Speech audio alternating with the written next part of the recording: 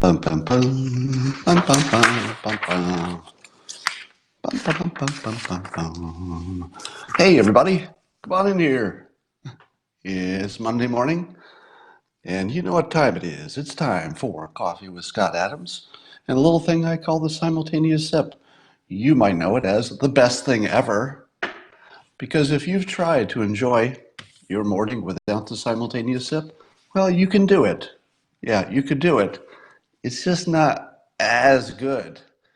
Ask everybody who's tried. And it doesn't take much to participate. No, it doesn't. All it takes is a cup or a mug or a glass of stein, a chalice, a tankard, a thermos, a flask, a canteen, a grill, a goblet, a vessel of any kind. Fill it with your favorite liquid. I like coffee. Join me now. Go. Ooh, that's good coffee. Wow. All right. Does it seem to you that this Ukraine story feels like the third sequel of a movie where they couldn't get the original movie stars to appear in that sequel? It feels like the bad sequel when they didn't have quite the budget that they used to, but they're going to use the name recognition. It's like, hey, we're going to make a sequel. We're going to call it Putin 2: Stars and Ruining Democracy in the United States. And then they talk to Putin. He's like, no, no, da. I already do movie. I want to work on creative projects, maybe something small next time. And people say, wow, we can't get Putin. Damn it, our sequel is ruined. Wait a minute. Wait a minute. I think we can get a deal on Ukraine. Oh, let's try toss a little Ukraine at them. I don't think the public can tell the difference. Russia, Ukraine, are they really going to know the difference? Because they're pretty sure that Russia took over Ukraine, half of the world. So let's go with the sequel, Ukraine, Russia Collusion 2, the movie. It's not going too well. I'm close to the end of watching a miniseries on Showtime about Roger Ailes, the person who started Fox News. And I got to tell you, I thought it was going to be about his Me Too stuff. I thought that's what it mostly was about. But there's a lot of context about the news business that is just sort of jaw-dropping. I don't know that any of it is completely unexpected or surprised, but to actually see it presented in what is being presented as a factual way is pretty amazing. So I haven't finished that, but one of the key takeaways is that if we are to believe that any of this really happened. Now, keep in mind that when you see a miniseries about a real person who's deceased, most of the dialogue nobody could have seen or really known what happened.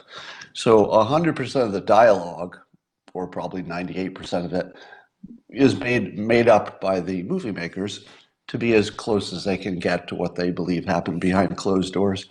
So you can't believe it all. But what they allege is that Roger Ailes literally just made stuff up and then told Fox News to report it like it was a fact. And on more than one occasion, he regularly, according to the miniseries, he would just make up a fact and tell his people to report it as fact. Now, to his credit, apparently his bosses, meaning the Murdoch family, were not in favor of that and tried to get him to report the news more like the news. So now that Ailes has deceased, one might expect that Fox News would be adhering more to the facts as they see them, which I think probably is the case. I don't know, if you've been watching Fox News for a long time, it does feel as if they've approached something like closer to the middle than they were, at least in terms of literally just making stuff up and running with it. I don't see that happening anymore. I do see, however, things that are not true. And this Ukraine situation is just amazing because both sides are operating upon apparently a lie. So both sides of the Ukraine situation seem to be basing all of their opinions on things that aren't true. I'll give you an example. Uh, so the anti-Trumpers are saying that he withheld the aid to Ukraine in order to get a favor. But the reporting is showing that the aid had been withheld for months, and that there's record of legitimate concern about corruption and about whether other countries were stepping up to pay as much. So apparently those two separate concerns were out there. On top of that, the president has a general concern about how much we give to other countries in foreign aid. And apparently he'd been holding this back for months. So if you tell me that the president held that back as leverage and apparently didn't ever tell them it was held back because they didn't know it was being held back, they were just wondering what was going on. So apparently the whole held back money to get a favor thing just falls apart factually because the timeline doesn't work. It had been held back so far back that it's hard to believe that the president was anticipating that phone call. It doesn't quite pass the sniff test. At the same time, there was a rather embarrassing situation with Jim Jordan and Jake Tapper, in which Jake Tapper shredded him on live TV for apparently a factual inaccuracy. And the factual inaccuracy is about the so-called corrupt prosecutor. Now, of course, someone who's being accused of being a corrupt prosecutor was asked, did you get fired because you were investigating? It doesn't matter what the corrupt prosecutor says, because that would not be a credible voice. So you can't listen to that guy. But he said something. I'm not even going to repeat it because you should not treat it as credible. He's the guy that got fired for being allegedly corrupt. So whatever he says is not credible, even if it's true. It doesn't have the credibility. So here's the thing that Jim Jordan said. He said that that Biden demanded that prosecutor be fired because he was looking into Hunter Biden's company. But apparently that's just not the case. Apparently there are a number of international groups that wanted that prosecutor fired for being corrupt and for not investigating. Apparently they weren't investigating. Nobody was investigating Hunter Biden's company. And that's part of the reason they wanted him fired. So the entire story on the left is completely falsified. The entire story on the right is completely falsified. So we're having this weird debate of two versions of history, neither of which are true, and it's fairly easy to demonstrate that they're not true. Now, what is true, as far as I can tell, using, somebody says, Scott has been duped. We'll delete you. So what is true is that Hunter Biden took what seems to most observers an unreasonable amount of time, to the facts show that they were not investigating Burisma. That's what CNN is reporting. So as it stands, the facts seem to falsify both sides of the story. But what does matter is that Hunter Biden was taking a large amount of money from a foreign entity associated with their government, because oligarchs are always associated with the government. And nobody thinks that was a good idea, except Hunter Biden. So, that's our world. That the news isn't even anymore. There's a fake news and then there's the truth. Now it's just two versions of fake news, apparently. Giuliani claims yesterday he has documents showing the prosecutor was investigating Biden's son. Doesn't matter. It doesn't matter if he was a corrupt investigator and they were going to get rid of him anyway. If he was corrupt, in general, it kind of doesn't matter what he was doing with that one company. He still had to get fired, right? Am I right? Even if Giuliani's right, even if that one company was actually being investigated and not on hold as is reported by CNN, even if that's true, doesn't matter. He still needed to get fired if all the other stuff about him was true. So anyway, let's talk about something else. We'll talk about Trump's tweet here in a moment. Elizabeth Warren did an event in South Carolina at a historically black college and couldn't get black people to show up. That's right. Elizabeth Warren, number 2 in the polls for the Democrats, who has trouble getting black support, went to South Carolina, substantial black population, did an event at an historically black college, and couldn't get many black people to show up. I think that tells you what her odds of getting elected are. Pretty close to zero. Let's talk about India. They want to, Modi is pushing to have India do nuclear energy to help with climate change, plus they need energy, plus they want clean air and water. So Modi is pushing nuclear power. But guess what? Oh God, did I just say guess what? I want to blow my own brains out for saying that. The overused phrase from you know where. I guess that's a tell for watching a particular network, isn't it? So Modi wants nuclear energy, but he can't have it. Did you know that? Were you aware that India, one of our allies, wants to have nuclear energy and can't do it because the rest of the world won't let it? What? Now, the reason is fairly solid. The reason is that they're unwilling to sign a non-proliferation agreement, and if they did sign it, then other countries would be allowed to assist them with technology and fuel and stuff, as I understand it. But because they find some kind of a flaw in the agreement itself, just the document, the agreement has some kind of a flaw, which I don't know what it is and wouldn't understand if I did, they're not allowed to do it. Now, let me ask you this. They're our ally, and they want to solve climate change, and they know how, and it's nuclear energy, and the rest of the world won't let them do it. How serious are we about nuclear? How serious are we about climate change, really? Shouldn't the rest of the country, shouldn't France and Great Britain, anybody who's got nuclear, shouldn't they be lobbying hard for India to get nuclear power? Really? Does anybody think India, with all of its resources and all of its engineers, do we think that India couldn't pull off a nuclear weapon? I mean, they have one, don't they? Don't they already have a nuclear weapon? Why can't they have nuclear power? There's something here in the story I don't understand. But anyway, the larger point of me bringing it up is that nuclear power will be the answer to climate change, even if there is no climate change risk.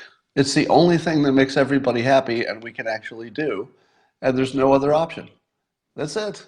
It's the only thing that could get us across the finish line of surviving as a species, apparently, if you believe the calamity people. Somebody on the internet asked me this question, which was actually a perfectly fair question. Somebody said, who's paying me to promote nuclear energy?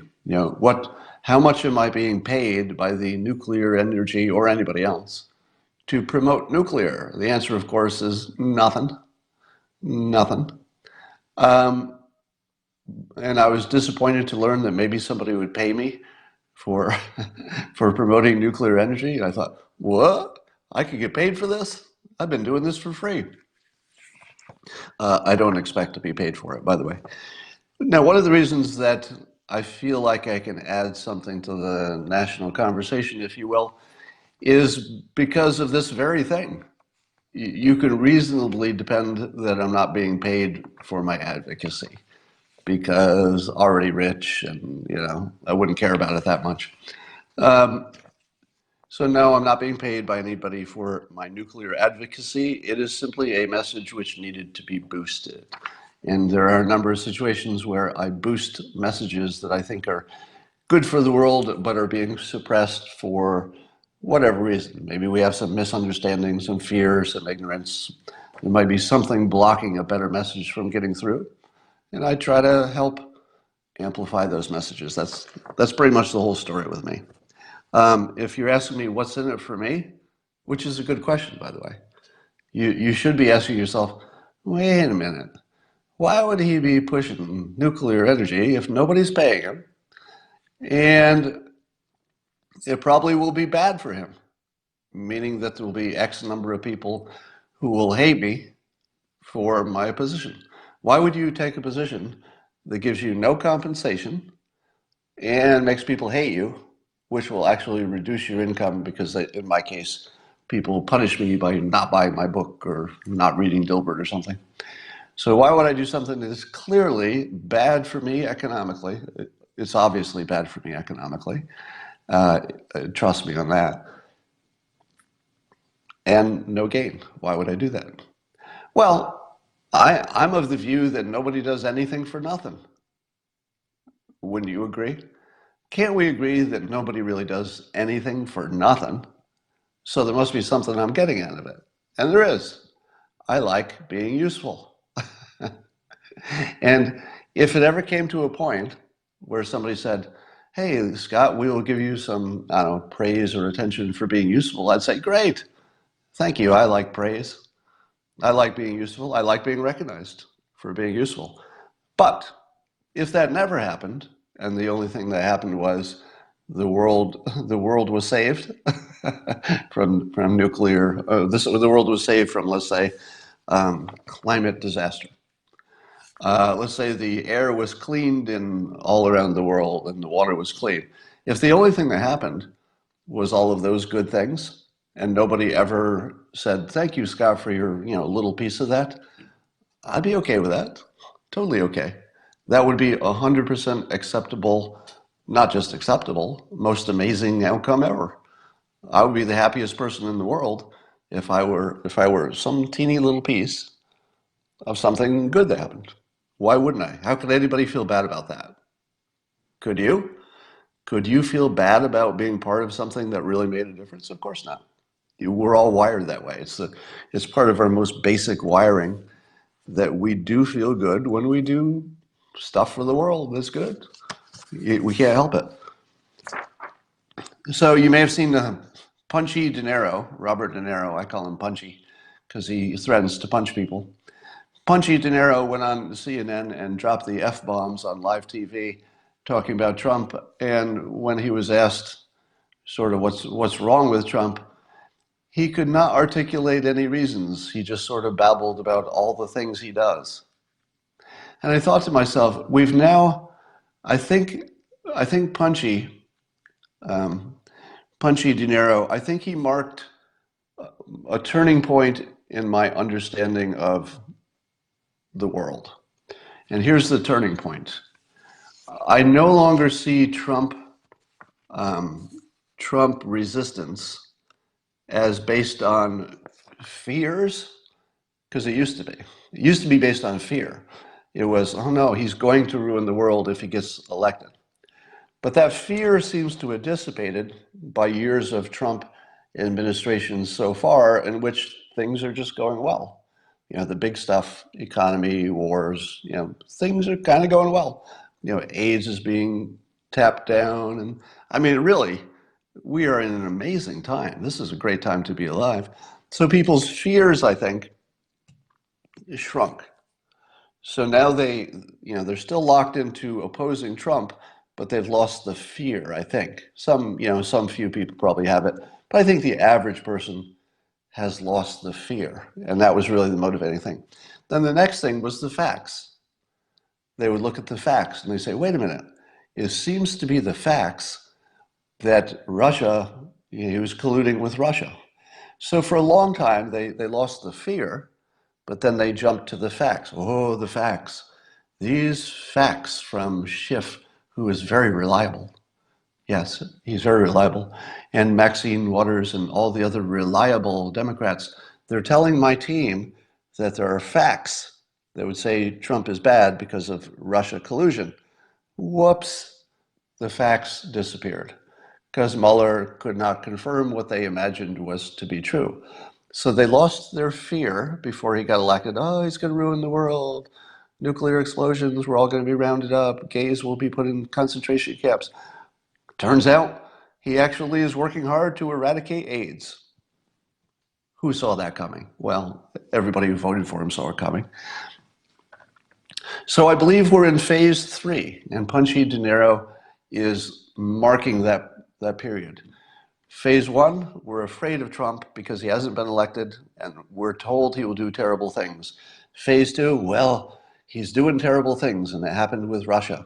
Okay, that wasn't true either. Facts go away, economy is doing great. Facts no longer work. We can't use facts against the president anymore. Our facts, even the facts that were true, stuff about Stormy Daniels, they were just inert facts. They were facts, but they didn't have any power. Now we're in phase 3. Do you know what phase 3 is? Lifestyle. Right. Punchy De Niro is a lifestyle resistor. His identity, his social life, his reputation have all been consolidated around this punchy hatred of Trump. Likewise, a number of people in Hollywood, etc., are managing their brand. And managing their brand requires, a certain set of beliefs. You got to be concerned about the environment while ruining the environment at the same time. Apparently, that seems necessary. And I would say that Punchy, when he could simply not, he couldn't even give a reason. He was on CNN. They asked him about the president, and all he could do was swear in an entertaining fashion. He couldn't come up with a reason, not even like a general wave your arms, I think the president will ruin X or Y. He didn't have anything. Nothing. I think he marks the lifestyle phase where the people are sort of actors in their own life. Now, we've been watching this two movie situation, and it's probably as stark as you could possibly have it. I tweeted about this. I forgot to write it down. But I tweeted that the two movies have become, at least with this Ukraine situation, one of them is that a hero thwarts an attempt, a coup attempt on the United States. So the hero beats the coup attempt, and then, through completely legal processes with witnesses, he asks for an ally to the United States, Ukraine, to help him with a legal investigation of something he suspected might be a problem, and he wanted to get to the bottom of it. So that's one movie. Hero beats a coup, asks an ally for completely legal help, looking into a legal situation that has great import to this country because the person in question is leading in the polls to be the next president. That's one movie. The other movie is Orange Hitler is rummaging for dirt on his political opponent. Both movies seem to fit the observed facts. But I believe that people are starting to see the movies as movies. In other words, I don't know if people are completely buying anymore that their version of the truth is actual truth. There seems to be something like an adopted truth or a lifestyle truth or a preferred truth, a subjective truth that the public is sort of rallying behind, two different versions. So Punchy seems to have marked that turning point where you don't even need reasons anymore because nobody is adopting their lifestyle because of reasons. It's not because of fear. That was phase 1. It's not because of facts. That was phase 2. That didn't work. Now we're in phase 3. It's just a lifestyle. And when you start seeing it that way, it looks different. Watch how, now that I've pointed this out, you're going to see the resistors as being sort of like voluntarily, they're actors. They are literally acting out their play. Now, let me ask you this. Would you agree that the resistance, the people marching in the streets against Trump, Started out with high energy, high fear, like actual fear of President Trump, and it led to them acting on the actual fear with violence. We saw way too much violence. Is it my imagination, or has the violent phase of the resistance kind of stopped? Do you know why the violent phase would stop? Now, of course, as soon as I say that, some Antifa idiot is going to hit somebody over the head with a blunt object. So you know that's going to happen. So don't take it as an absolute. But in general, the resistors, Antifa, etc., went from high energy, scared to death, and willing to commit violence on fellow citizens to act out their resistance. You don't see that, do you? When was the last time you saw that level of energy and hatred on the street? It's not there. Because the fear has dissipated. The reality of a few years of Trump is like, oh, well, that's not as bad as we thought. That's not even close to it. Whoa, actually, it's pretty good. I think I just got a job offer. Well, maybe I got something else to do today. So we're in the third phase, the lifestyle phase of the resistance. And when you see people resisting, ask yourself, does that look real? Because it doesn't look real anymore. I'll tell you what was different. In the first months of the Trump presidency, when I saw somebody railing against him and complaining, it looked to me, as an observer, real. It didn't look like politics to me. It looked like real citizens, and I had empathy for them, like literally a lot. I had empathy for the people who were scared to death that this president was going to be, you know, promoting some kind of Holocaust or something. They really believed it, and I really felt sorry for them. That group of people has dissipated down to some kind of seething, mentally ill group, and I mean that with affection. That's not an insult. The mental illness is real. I have actual empathy for that. There are people who have been scared and frightened and PTSD'd into some form of pretty bad mental illness, and it's a real thing, and I don't think we should laugh about it. It's actually real. But clearly the temperature is way down at this point. So that's good. Let me tell you about the president's tweet, which I consider one of his best. I was watching old footage of Trump giving his early stump speeches. It was also on that same Showtime miniseries. And I was taken by how much better he's gotten.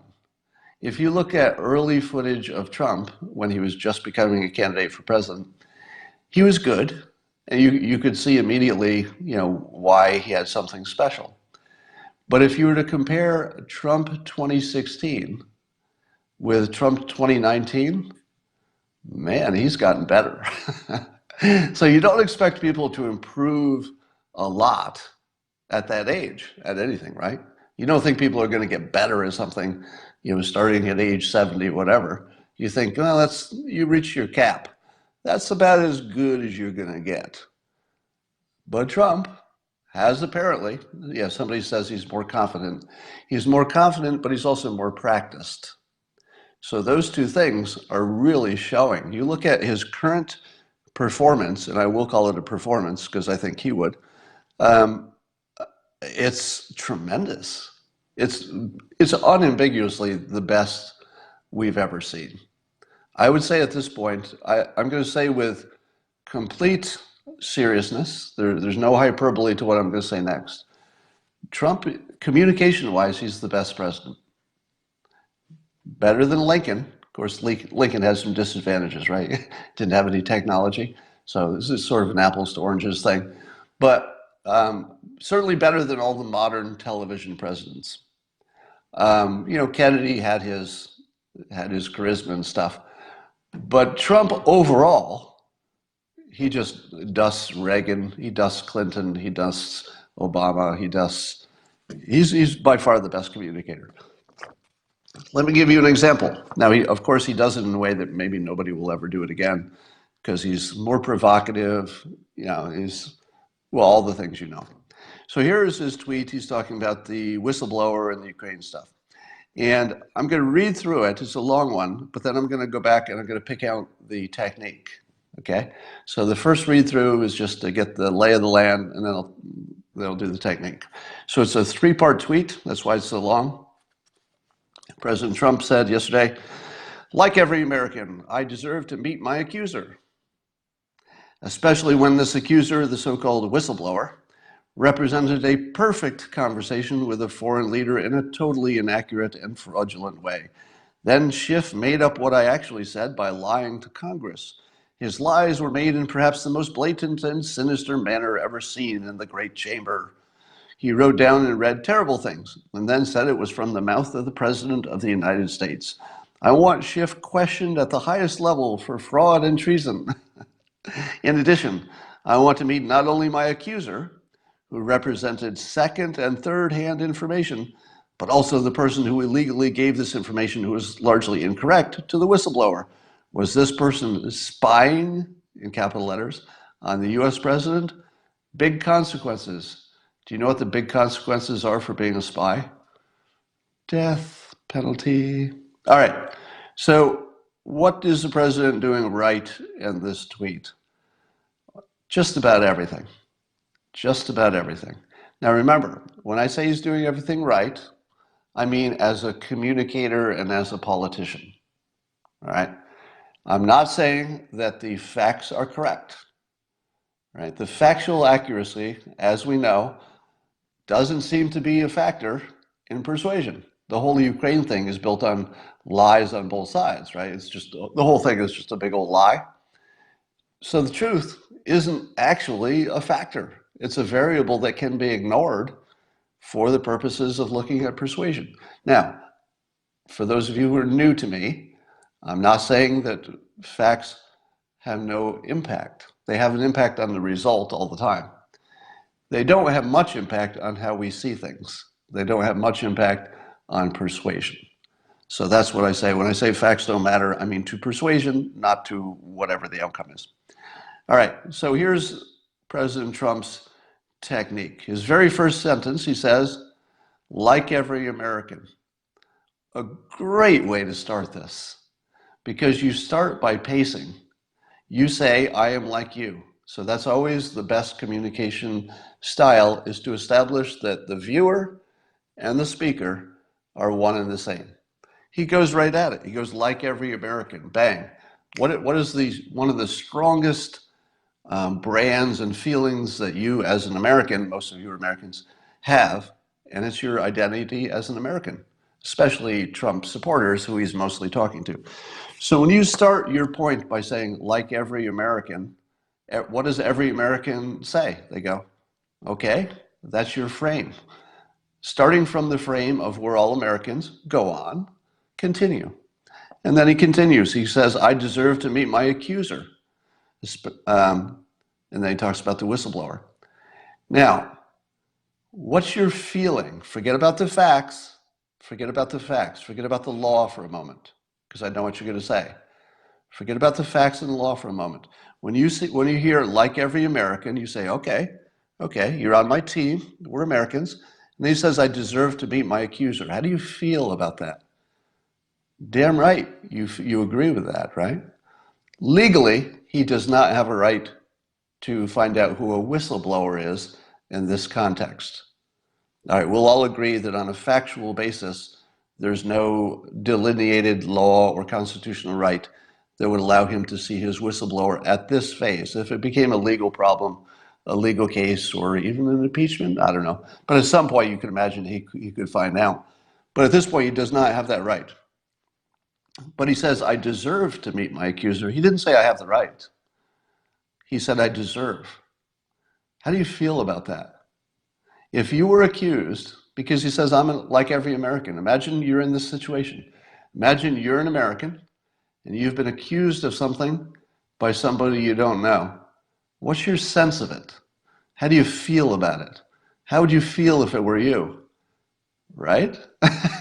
It's really good, because he says, I'm just like you. I'm not above the law.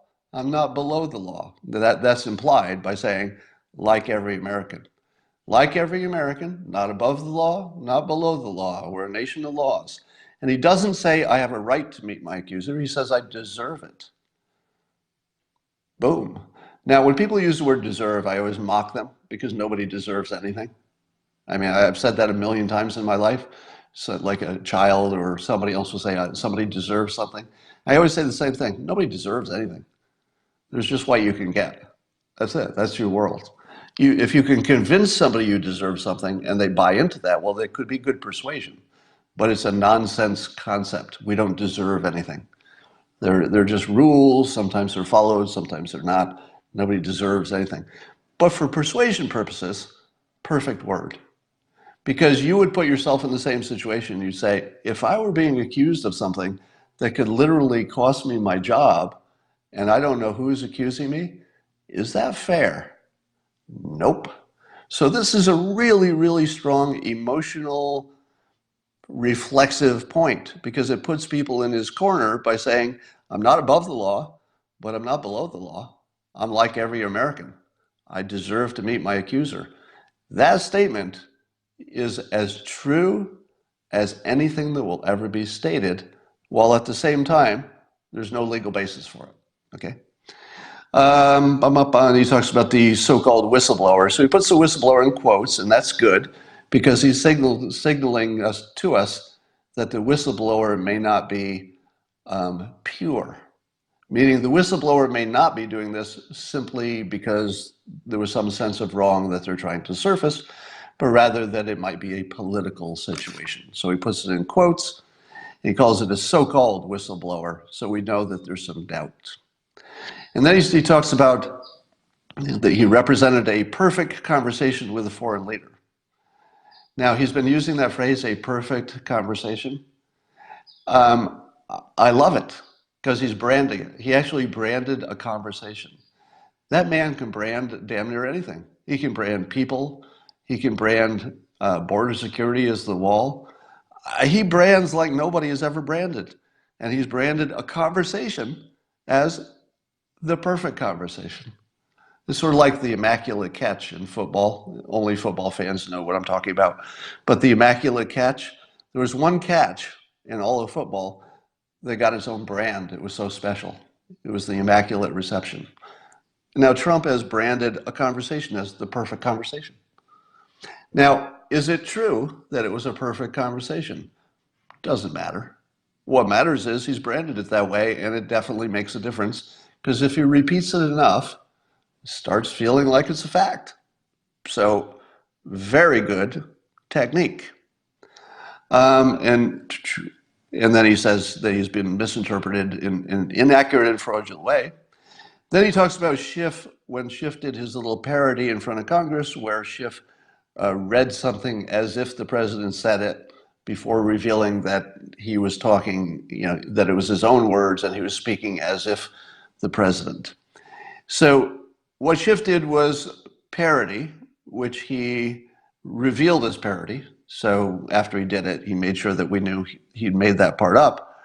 But still, it was weaselly to the extreme. Nobody who sees this situation thinks that was an appropriate way to break it down. It was persuasive, perhaps, which is the problem.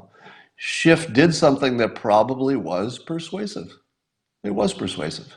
That's why he did it. Because you remember what he said better than you remember people saying that's not what the president said. So it's the old print the lie, and then later, a week later, put the little disclaimer that said, whoops, we got that fact wrong, and then nobody reads the disclaimer. So you get away with the persuasion that was in the fake fact.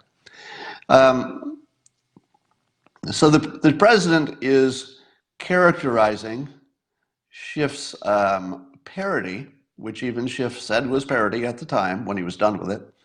He's called them lies that were made in perhaps the most blatant and sinister manner. That's kind of true.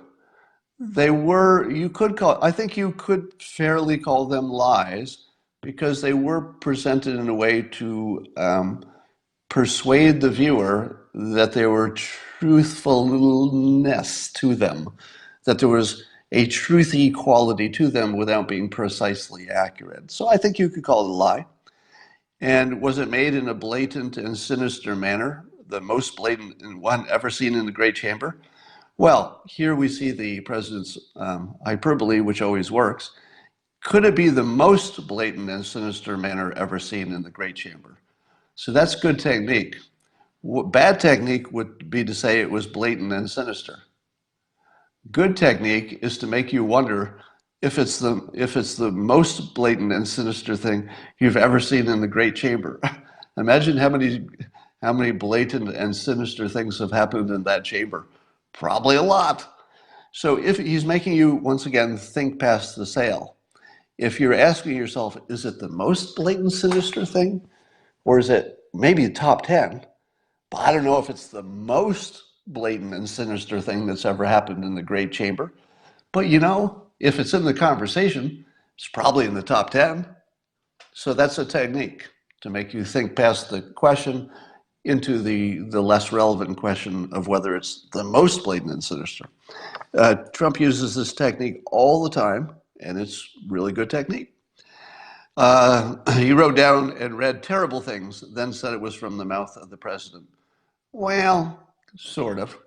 That's close in the general neighborhood of what sort of happened. What he doesn't say is that Schiff meant it as parody. So the president's using a little bit of, let's say, creative exaggeration of what happened for effect, but does it well because people reading this are not up on all the details. And it says, in addition, I want to meet not only my accuser, who presented second and third hand information. So there he's reframing the information as second and third hand. Now, I had not heard that there was any third hand information. Had you? Now, if there had never been anything called third hand information in this, it's still smart that he throws that in there, because it's hard to disprove that some of it is third hand. And he doesn't give a percentage. There might have been one thing that was third hand and all the rest was second hand, which would mean something, right? Versus one thing that was second hand and all the rest was third hand. By not putting any sense of perspective on it, the reader is left to say, wow, third hand information isn't worth anything. You know, we all know that game Telephone, right? Where information changes every time it's whispered to the next person. So just by throwing in that third hand part, he makes you think past the sale again, because you end up arguing with yourself, well, how much of it was second hand and how much of it was third hand? If you're thinking about that, he's already got your mind where he wants it, which is thinking about the unreliability of the information. Great technique for persuasion. But he also wants to know who's the person who illegally was the original source. Apparently somebody was in the room or listening to it. And it was largely incorrect, he says, this so-called whistleblower. And then he ends with, was this person spying, in all capitals, on the US president? Big consequences. Now, here's the beauty of that. President Trump knows that when he uses this word spying, and he knows this from experience because it just happened, like it's fresh in his mind, that when he used the word spy, it makes the news go crazy. All right? So this is where he's controlling the your attention and what the news will talk about. He does this on a Sunday so that whenever all the A players get back to work, that's what they have to chew on. So he's giving this word spying, he puts it in capital letters so you can't possibly miss it. So the president is saying, here's your red meat, here's some red meat, here, everybody. You know, and the news is like, spying. Does he want to execute this person? He wants to execute him. You know what it means when he says big consequences. That can only mean one thing. We're not a democracy. He's a dictator. He wants to execute his staff for spying. And scene. So this was sort of the sentence that made me want to talk about this. This is so obviously the president screwing with the press. He is so obviously probably laughing out loud when he wrote this sentence, because not only does he know exactly how they will interpret it, but he already watched them do it once and it didn't make any difference. It just made them go crazy for a week. So he's just giving them the same red meat he gave them last time because he knows what they're going to do with it, and he knows it didn't hurt him. He knows it didn't hurt him. Let's say you're an uninterested observer.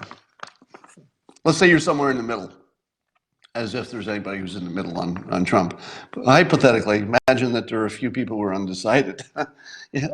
I can't even say that with a straight face. Who in the world would be undecided about Trump? Like, does such a person exist? But let's imagine that there's somebody who's close to the sitting on the fence here. Does it sit right with you that somebody might have been called a spy for outing the president on a private conversation, which it was private, but he did it with other people in the room, so obviously he wasn't trying to hide it from posterity. He was doing it with the assumption he was doing something legal and useful, apparently, because he did it in front of lots of witnesses. But do you feel that whoever outed him was a whistleblower? Or do you feel that they were kind of a weasel? Well, it's sort of a toss-up, right? The people on the left will retreat to whistleblower, the people on the right will say spy. But he's introducing this thought that that person is let's say, not to be respected. A whistleblower is somebody you respect a lot. So you would give extra credit to a whistleblower for taking personal risk to do something good for the world. So whistleblower is sort of a real high-level, credible label to have on somebody, and you don't want your opponent to be labeled with the most respectful label. So he's gone all the way as far as you can go to a disrespectful label, which is a spy who could actually be executed for being so bad. Now, I don't believe anybody thinks that the person in the room was an actual spy for another country. But what would a spy for another country do in a situation like this? If there were, let's say, a Chinese spy, or if there were a Russian spy, let's imagine if there were an actual spy who was really working for a foreign government, how would they act that would be different from how this so-called whistleblower acted? How different would it be? Probably not. Probably not different, right? If you were a Chinese spy and you wanted to take down this government, that might be one way to go, to out him for a conversation which seems at least mildly impeachable, or at least people are going to think so. If you wanted to sow discontent, wouldn't you do it that way? All right. No, you wouldn't. The answer is you would never become a whistleblower if you were a spy in the real world. Because if you were a spy and you had so much access, you were listening to the president's phone call, or you were talking to people who had just listened to it, you don't give yourself up. That would be the best spy ever. So what's not happening, I don't think there's any chance that this so-called whistleblower is working for a foreign country. Because if they were, they wouldn't give up their cover. It would be too valuable if they were that close to the inside. So there isn't really any chance that this person was a spy in the foreign country kind of spy. It doesn't fit any rational theory that you can imagine where they would be. Now, I say that at the same time, I have a book coming out called Loser Think, in which I warn people that their lack of imagination should not be seen as evidence. Now, because I can't imagine a situation in which it would make sense for a foreign spy to do what this alleged whistleblower is doing, that doesn't mean there is no theory that would make that make sense. I just can't think of one. So if you also can't think of one, that's a pretty good sign that we can't think of one. So I don't think it's a foreign spy situation. I don't think it's Russian interference. And so using the word spy is clearly meant as just getting the press to go nuts. But spy could mean in this sense for the Democrats or for the deep state. Now, if they're a spy for the deep state, and the deep state literally exists, meaning that they have meetings, they talk to each other, and they're trying to overthrow a legally elected person for just power reasons, well, I think you could call that a spy. That would be a spy for the coup planners. But I don't know if spy will ever be the right fit. So I will not allege that said whistleblower is a spy, probably a partisan. Now, being Scott is intellectual but misguided. We block people who say stuff like that. Goodbye. Remember, you're always allowed to disagree and you're always allowed to give reasons. But when you simply insult me without putting a reason, then I block you because I don't want people like you in my life. Right? You can disagree with me all day long. Tell me what's wrong. You got plenty of room. You don't even have to give details. You could say, I disagree with you because of the Constitution. And I would say, oh, okay, there's no details there, but at least it's obvious you have some kind of reason that you're thinking. You don't get blocked for that.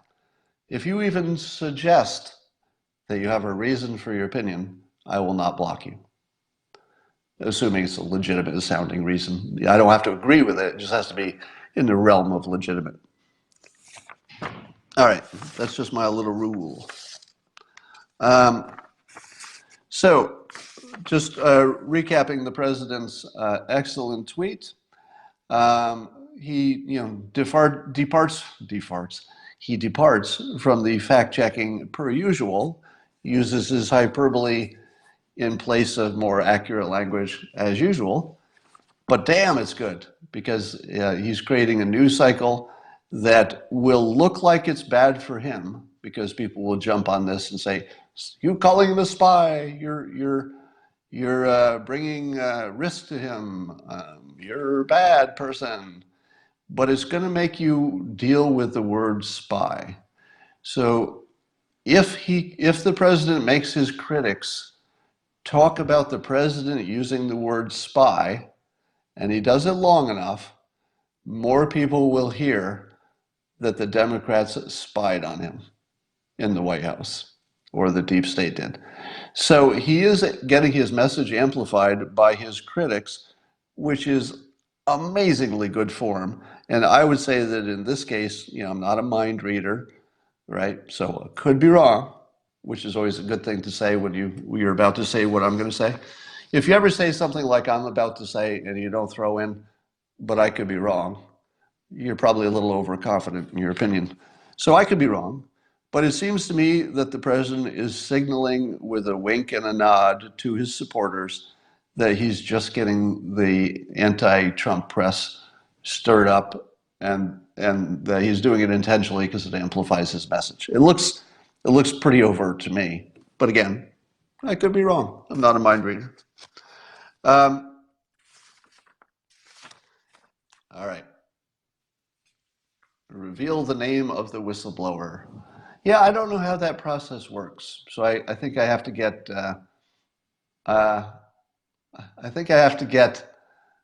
educated on what happens to the identity of a whistleblower if the whistleblower complaint, keeps going through its process. I don't even know what the process is.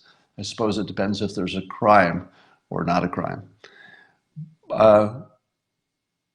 Yes, and then there was the story about the whistleblower rules suspiciously changed about a month ago, quietly, to allow secondhand information. Now, I don't actually have a problem with that change. That's a change that I listen to and I go, if somebody comes to you with secondhand information of some horrible thing happening, you'd want to look into it, even if it's secondhand information. So I don't think the rule change is a bad one, but the timing of it seems pretty suspicious. Could be a coincidence, but you don't know. I'm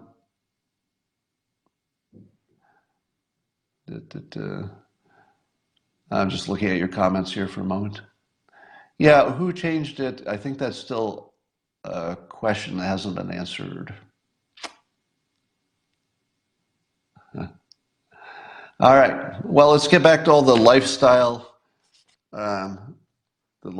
politics that we have adopted. All right. Uh, let me say something about transgender athletes because I saw something in the comments that reminded me of that. So, as you famously know, I made most, if not all of you, angry by saying transgender athletes should be allowed to compete. Now, there's a second part of this that needs to be said, and it goes like this. Why is there a separate men's and women's league for any sport? Now you're going to say, Scott, that's a dumb question because there's a size difference, there's muscle difference. You know, if small women played on the same team with large men, first of all, they could never make the team. And second of all, they get hurt. And third of all, why can't women have sports where they can excel? Why should they always, be in this sport and, have some lower role, sit on the bench or something, right? That doesn't make any sense. But here's the thing. Every sport is divided, even within gender. Let's say we're just talking about the men. Every sport is divided by talent level. Always. They're all divided by talent level. If you threw men and women together and continue doing what we already do, which is dividing the entire sport by talent level, some people are professionals, some are semi-pro, some made it on the college team, some played on a competitive, casual league, some played on a less competitive casual league, some played in just pickup games. You can find a league in which you are compatible no matter what your biological truth is. I used to play in an indoor soccer league, a co-ed indoor soccer league. It was a co-ed indoor soccer league. Now, if you've ever played co-ed soccer and you put a top male co-ed soccer player against, even a pretty good female player, that female player could get hurt. Unless they were, probably if they were college or professional level, they would know how not to get hurt. But it would be a dangerous situation. Was there ever any problem with my pickup league, which had all different class levels, from a real competitive one to a just people who learned to play soccer yesterday? No. The men and the women played on the same team perfectly well because all of the leagues were organized by talent level. So I played on my own team with, this happened by complete coincidence. I didn't know it at the time. I just got my friends to be on a team. What I didn't know is that several of my friends were insanely good soccer players. I didn't even know that. And some of them were women. So the women on the team were so good that they were clearly better than some of the men. Now that means that we were about, in the right place, meaning that if some of the women are better than some of the men and vice versa, you're on the right team. Now, soccer, if somebody's saying bad example, soccer is one sport, but every sport has that quality where people can compete at a higher level or a lower level and just find their level. Now, if part of what makes you not as competitive is your size, let's say you're really good at something, but you're not very big, there's a level for you. You might be the best one on the lower level, but you would know and everybody else would know that if you went up a level, it would be dangerous. You wouldn't be able to compete at that level. You get hurt, then don't do it. So MMA, same thing. If the best woman fighter wants to compete against what would probably be almost one of the worst male fighters because they're roughly competitive, I don't see any problem with that if they're competitive. Now, you wouldn't want the best female player, best female MMA fighter to fight the best male fighter because that would just be dangerous. And we don't do that. We don't do it even within genders. You don't take the best female MMA fighter and have her fight the worst MMA fighter. Those two never get in the cage. They never fight. So those of you who are complaining about transgender, maybe rethink this. Why do we have separate male and female sports to begin with? It would be simple, because we already do it within genders, to divide the teams by skill level. That's it. That's the whole thing. It's easy. And there's probably, I would imagine that in the future, separating sports by gender just wouldn't make sense. Now, you might ask yourself, well, Scott, doesn't that mean that there would be no women's team that ever got to compete, let's say at a high school level? You know, they wouldn't have a team because the best team would presumably be 99% men. There'd be a few women who would get through, but 99% men. Is that fair? Well, is it fair that I can't make the basketball team?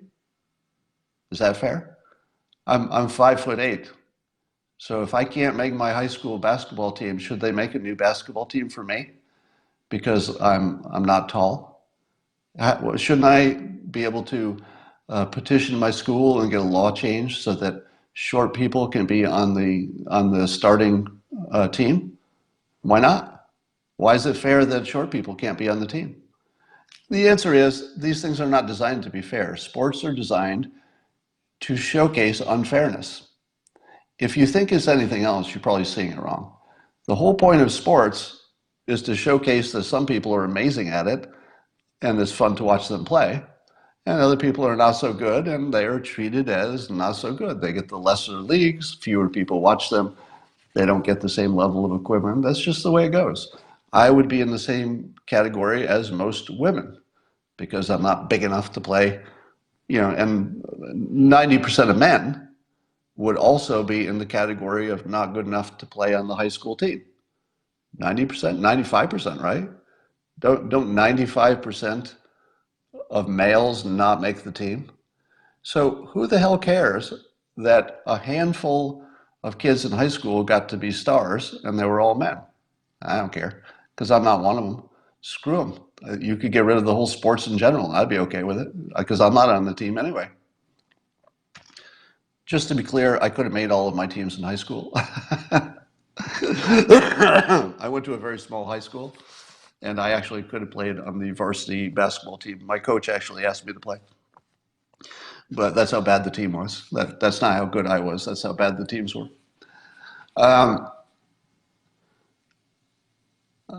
And you're saying a lot of women care. Well, let's say 100% of women thought that was unfair to do it that way. Just one set of teams, and you both, every gender, however many genders you want.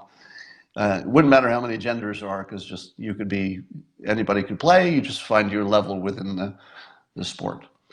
Would that be unfair to women? Sure. Would it be unfair to men who are not athletic? Exactly the same way. Exactly the same way. Sports are not designed to be fair. They're designed for the best people to be highlighted and celebrated. I think that's a bunch of ridiculousness and should end.